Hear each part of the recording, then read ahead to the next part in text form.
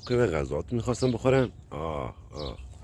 دیدید دعوایی شد، میخواستن از غذای ببری بخورن که حمله کرد بهشون. غذاش برداشت بر داخل خونهش. غذا گرفتی؟ ناقلا میخواستن غذات بدوزن از این پوست مرغا رو میخواستن مرغا بزنن که ببری عصبانی شد.